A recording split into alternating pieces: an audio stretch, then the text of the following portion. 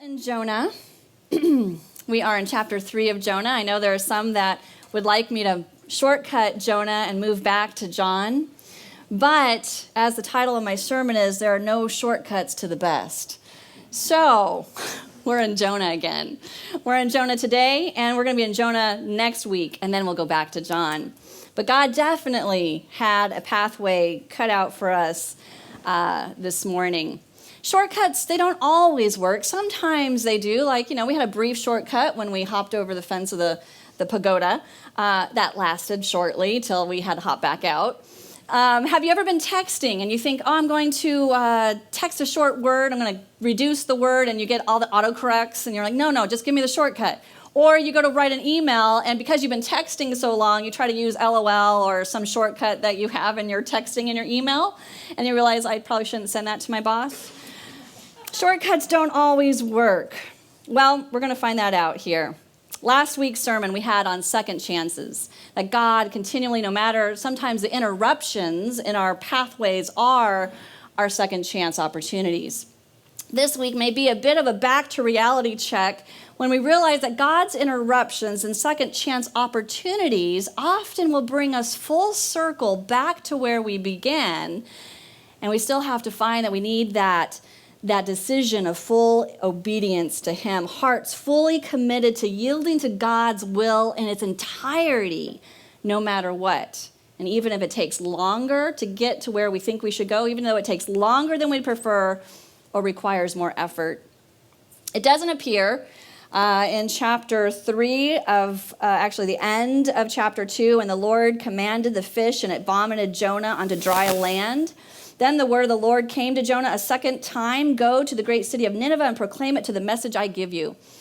It doesn't appear that God dropped Jonah off at Nineveh's doorstep. Instead, he dropped him onto dry ground and then told him to go to Nineveh, implying that he probably wasn't there yet. Biblical scholars look at that. They think that it's likely the ship left from Joppa, went out to sea, encountered a storm, and the fish brought him back, likely at Joppa or nearby there, since he still had to go to Nineveh. More than a natural course setting, though, I wonder that God wouldn't have done just that, to bring him back at the very place of the crossroads of decision and obedience, back to that place where he would get another chance to say yes to God. It's interesting that God gave the same instructions to Jonah that he did the first time, go to the great city of Nineveh and proclaim it to the message I give you, except when you actually look back at the first time, he told him to do that. Go to the great city of Nineveh in chapter 1, verse 2 of Nineveh and preach against it because its wickedness has come up before me. Same general message, except the first time he had a lot more details and specifics. This time it's just go. Go, and when you get there, I'll give you the message you're supposed to tell him. And I wonder, it could just be the writing difference. It could be, hey, I already said that he gave a message, so I'm just going to, summarize it here. Or it could be that God, in the second time around, wanted to make sure that Jonah truly was fully committed. Even when I don't give you the details that I gave you the first time, are you all in? Is your yes going to be an unmovable yes no matter what the challenge? Or will you look for an excuse, find another ship, try to circumvent my directions again? There's lots of examples in Scripture of people trying to take shortcuts. People trying to take shortcuts to God's will, His purpose, trying to get to that good place again. We no doubt can add our own stories to the biblical ones. We seek shortcuts in our life to speed things up, to get to the purpose we're anxious to get to. Instead of, finding the police and asking if we could get in, we took the shortcut of just hopping over because that's what we wanted. And so we circumvented. We want it to be easier on us, easier to explain it to others, or easier for our own sense of comfort. One of the best examples, we're going to take another detour from John to Jonah, to Naaman. In 2 Kings 5, you don't have to flip there, I'm just going to tell you the good old story of Naaman. One we know well. But this is the story of someone who wanted to take a shortcut.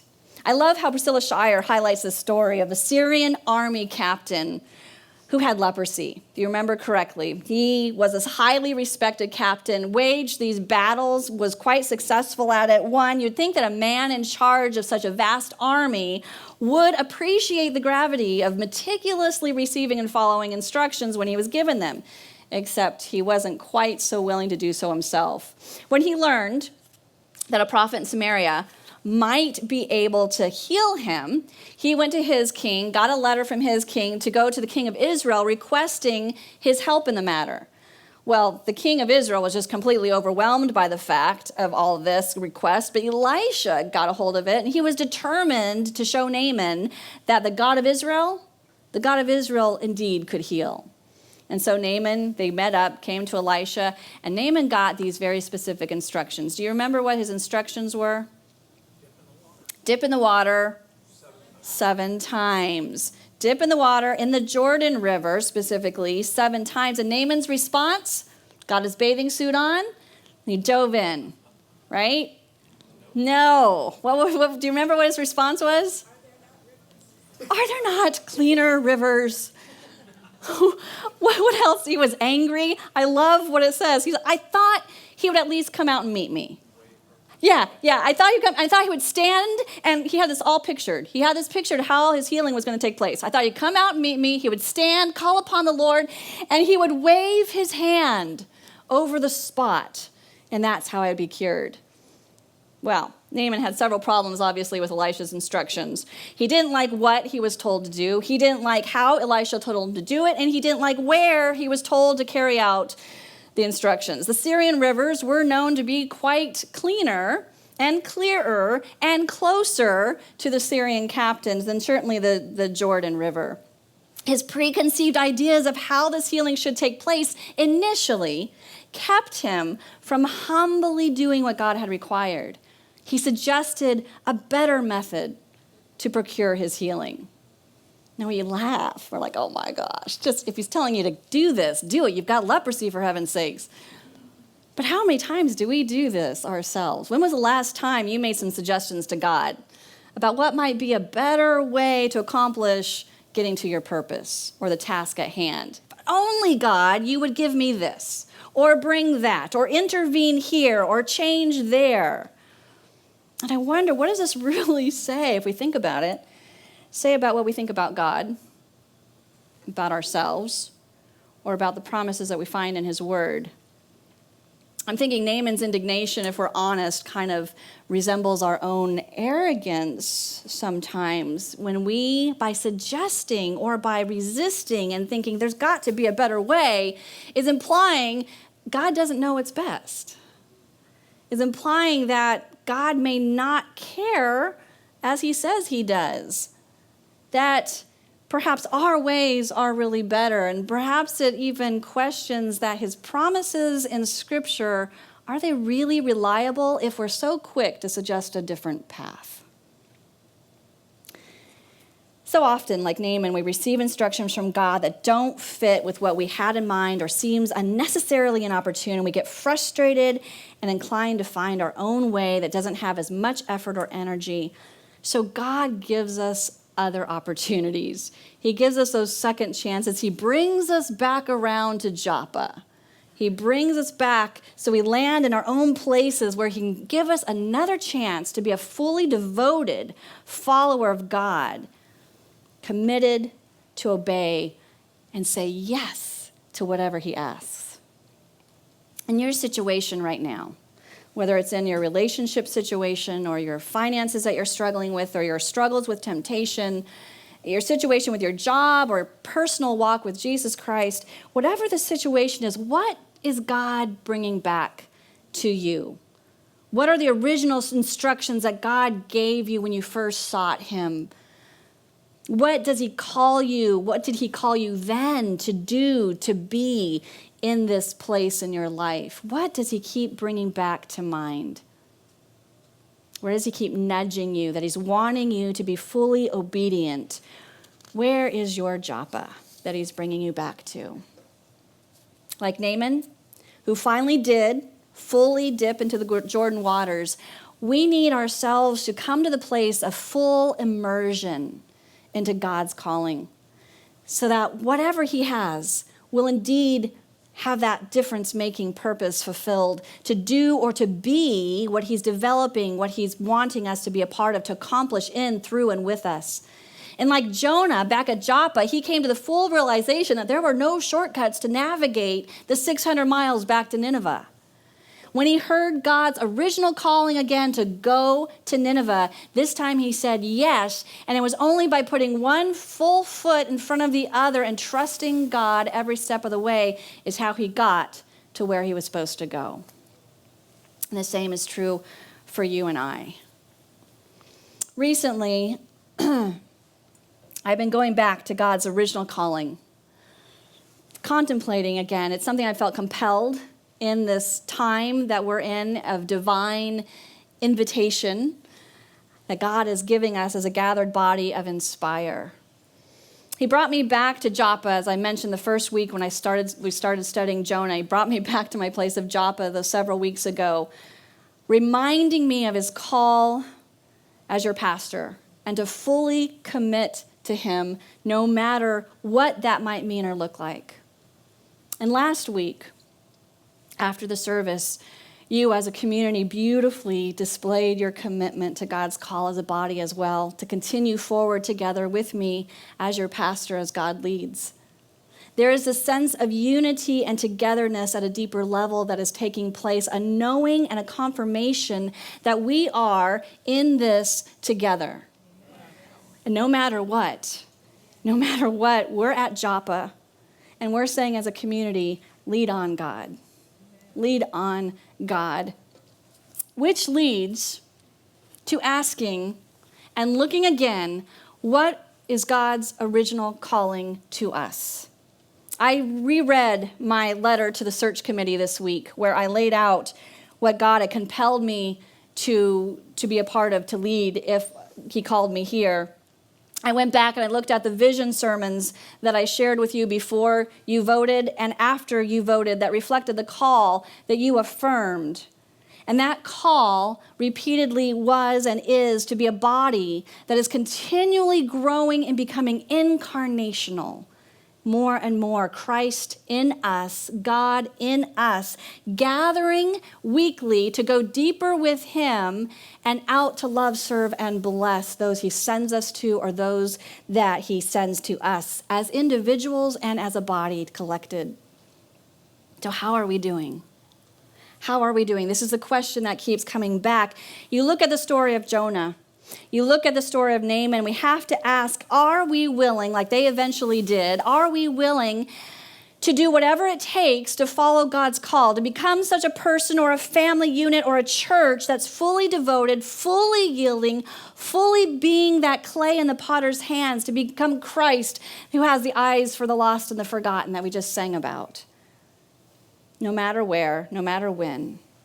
How are we doing?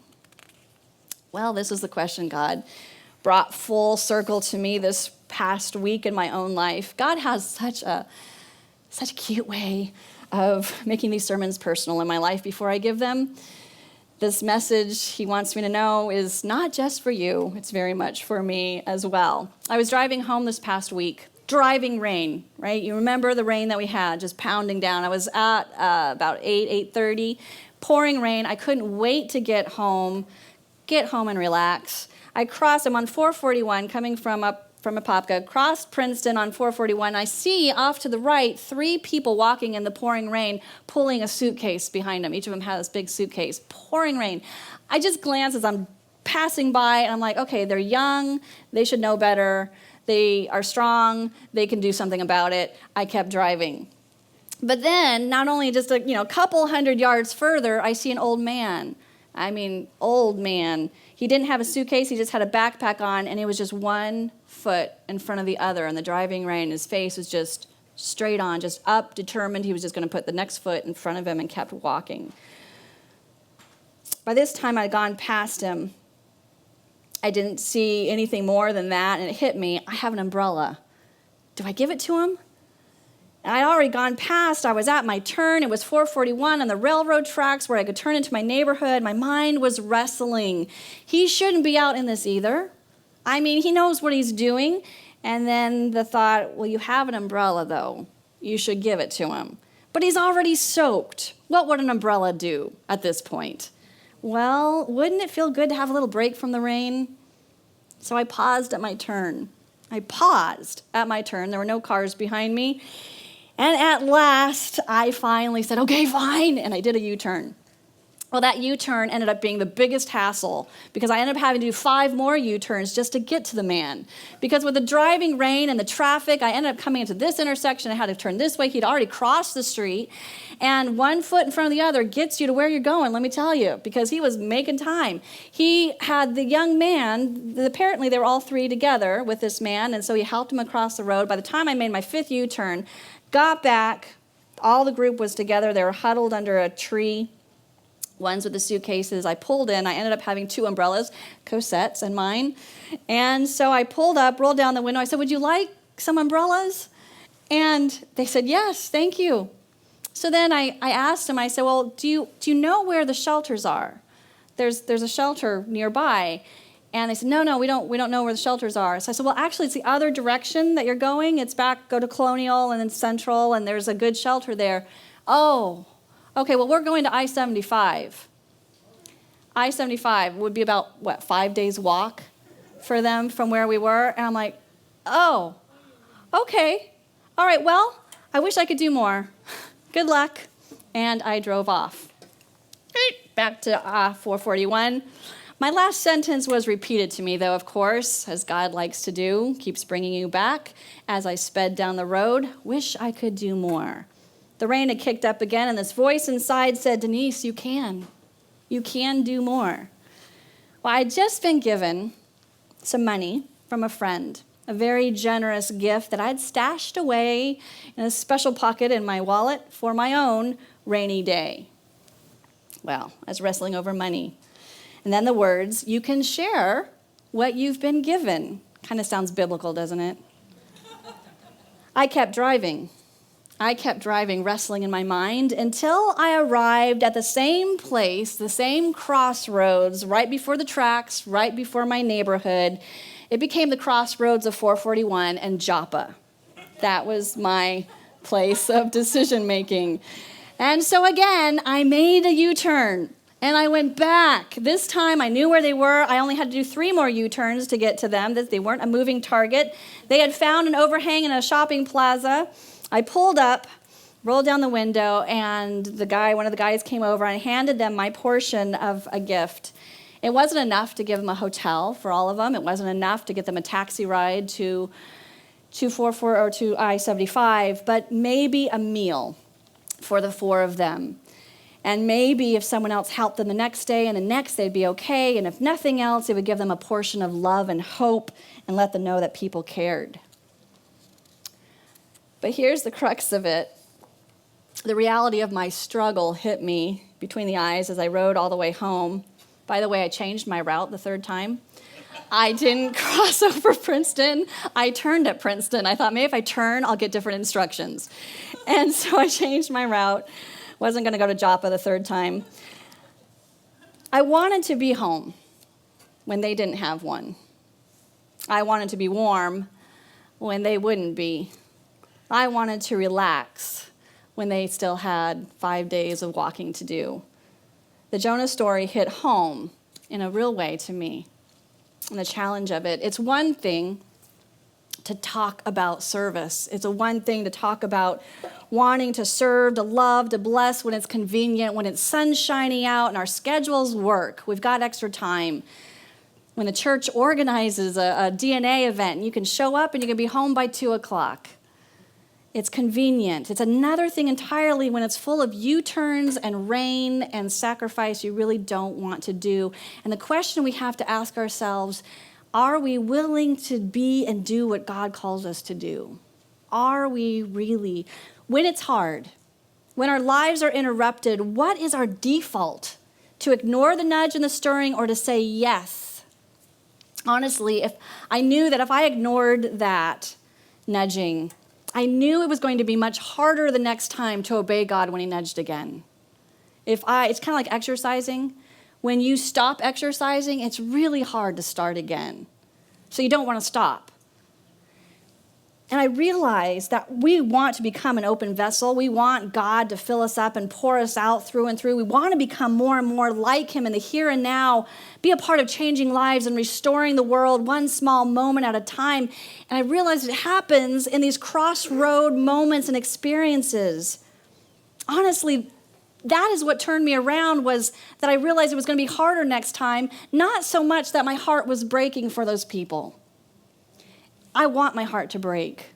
I want to have that broken heart. I want to have those eyes and ears and heart that cares, that I honestly want to give and love and serve and bless always, all the times, out of deep caring.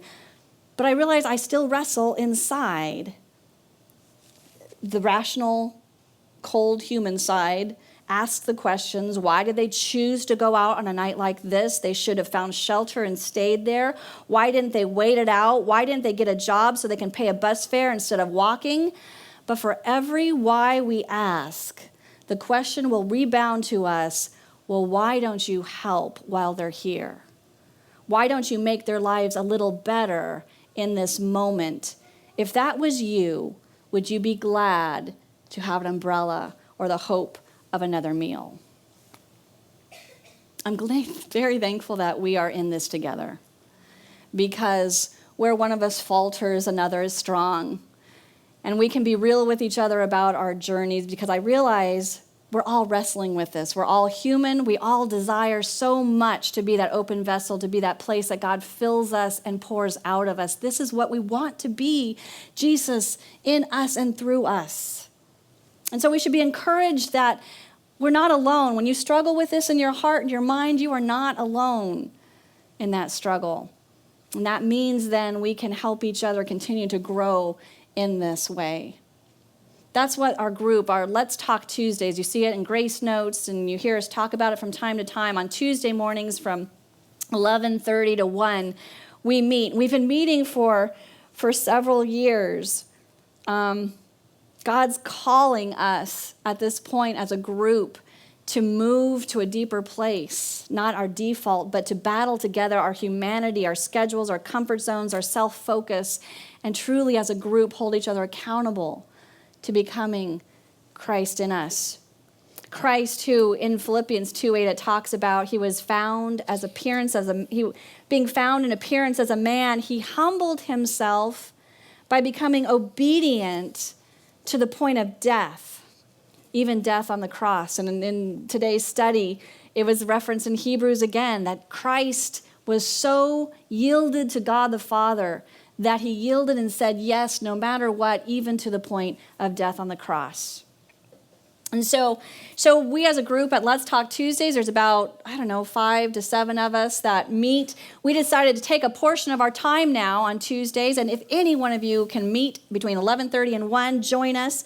We're going through a book called The Barefoot Church, and it's timely and it's divine purpose for us. Ernie found it, suggested it to us. We looked it over and decided as a group, wanting to become like Christ as individuals, as a church, this could be something that could inspire us along with the Word of God. Through reading it, we've been reminded of a few things, that we as a church, we as a gathered body, we are called to be that visual fleshing out of Jesus' kingdom ways.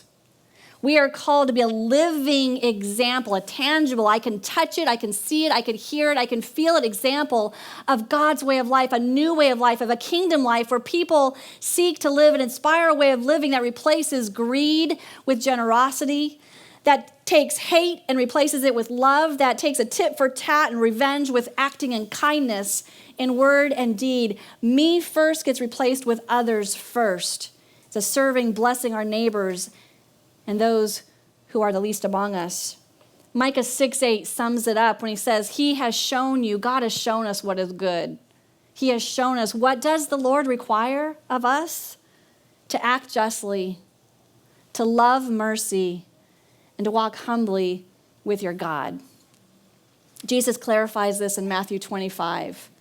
What this looks like. When you serve those in need, the hungry, the thirsty, the stranger, those needing clothes, the sick or in prison, when you serve these, when you help these, you are following in my ways. You are loving, serving, blessing me. I like, though, how Richard Stearns, he's president and founder of World Vision, he rewords the passage, where Jesus says, but you're not doing this. You're not doing that. He rewords it and kind of gives a modern spin to it, showing that how often, too, our world looks today, and our church world included. He writes, for I was hungry while you had all you needed. I was thirsty, but you drank your bottled water. I was a stranger, and you wanted me deported.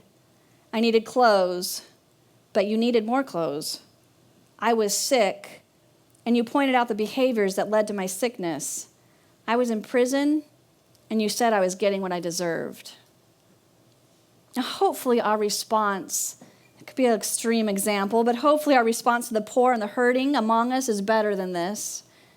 But we can't dismiss it in its entirety.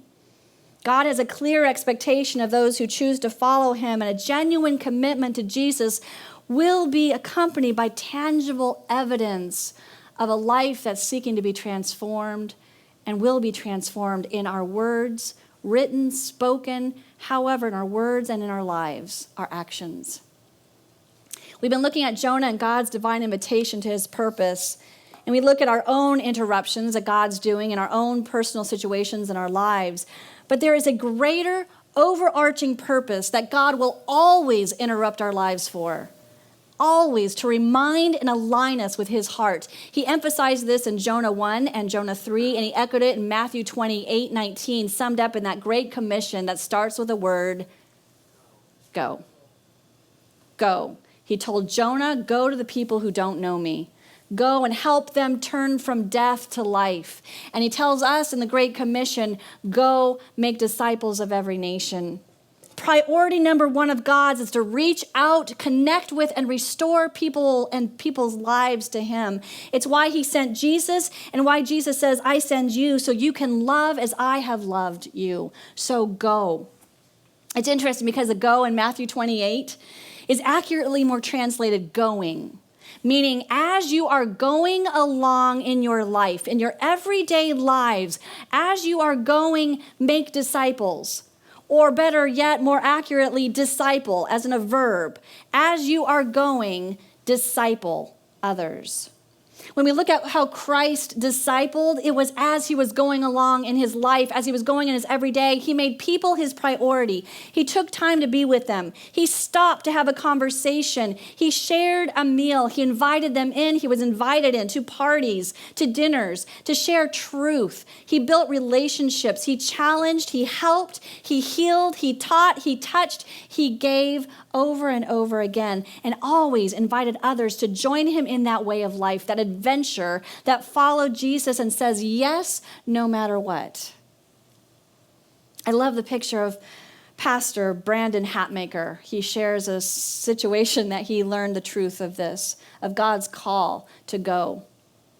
And it helped me realize the reality of God's call in a very real way for us too. He shares that when he and his wife were visiting a church, it was a cold winter evening, and the speaker was sharing stories about how he had served the least and about the need to serve the least. He experienced a year serving with Mother Teresa in Calcutta. And just that morning, he had been at a church where a large part of the population of the church were homeless.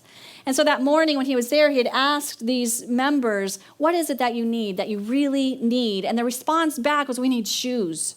We need shoes, especially we need good, sturdy boots, because it was cold, and of course their mode of transportation was walking. And so he came back, and as he was setting up with the church that evening, setting up for communion, he shared that they were going to do something a little different. And so the pastor said that if God led them, and only if God was really nudging them to do this, then he invited them to take off their shoes, the ones that they came in with, to take off their shoes, and when they came up to take communion, to place them on the altar. And he was going to take those shoes and give them to the homeless, that community, the next day. Well, this Pastor Hatmaker, Pastor Brandon, he was struck in that moment first, he said, by his own selfishness. Because the first thought that he had was, why didn't I wear cheaper shoes? He normally wore like $10 flip-flops, but it was cold out, so he and his wife had worn their brand new, just bought for Christmas, boots that were quite expensive. The second thought he was struck by was how distinctly he knew that God was speaking and undeniably confronting his life with the way that God cared way more about those in need than he did. He says he can still remember what it felt like when his bare feet hit the cold concrete outside. And when he turned and he saw an entire church being sent out into a city barefoot. And he realized this is what Jesus wanted him to know that night. It was as if Jesus was saying, this is how I want my church to look. A place where love and self-sacrifice are hardwired into the DNA of my people, of solidarity with the poor, a true community rallied around my gospel. I want a church where the altar is not only a place to take communion, but also a place to leave your shoes. I want a barefoot church. I believe that Inspire is well on its way to being this.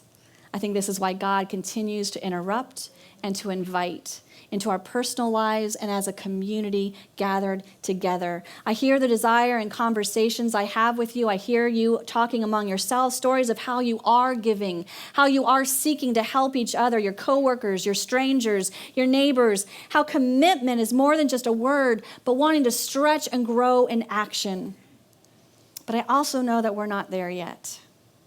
We're not there yet. It's going to take a lifetime for us, but we can grow. God will be transforming as we go and grow with him. We live in a culture and a climate, though, that we will always struggle to stand with and yet inspire to be more than. And we will be challenged to find our way in a life stream that is so often at odds with the way that God calls us and how he calls us to be. We have years of experiencing church as a place that you come to, as a service that you come to once a week, rather than church as who we are. As a collective body that no matter where we are or who we're with, we are the church. We are that ecclesia, citizens of another kingdom.